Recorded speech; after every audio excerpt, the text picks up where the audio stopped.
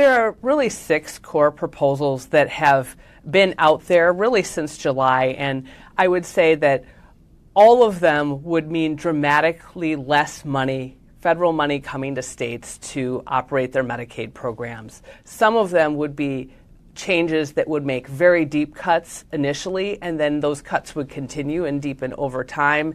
And other proposals would really shift costs that states don't cover now to states. So we could get into each one of those 6 ideas, but the reality is the outcome of all of them is very, very deep cuts to Medicaid that would make states either have to pay a lot more to keep services the same, change who can or can't get coverage, change what Medicaid will or won't pay for, and change what providers are or aren't paid. The state really doesn't have many choices when it comes to how do you make up for what looks like a huge reduction in federal money that is currently supporting our Medicaid program. Any change to the formula that is under consideration right now is looking to reduce spending.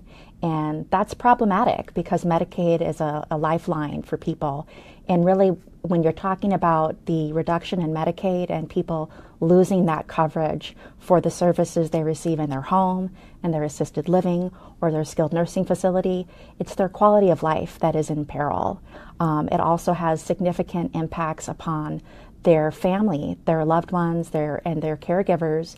We've seen many people that when they do not have coverage, the broader family has to make hard decisions about taking in that loved one and becoming a caregiver for them.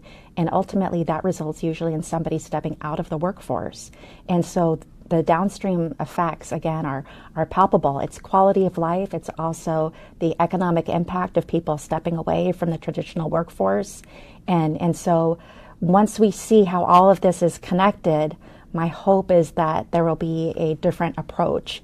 And we do need to find different ways to pay for long-term care services because the population is aging so rapidly, and Wisconsin as a state tends to be aging a little bit more than some of our counterparts. But these ideas are not the idea. None of the ideas, correct. None of the ideas that are on the table will result in making Medicaid sustainable.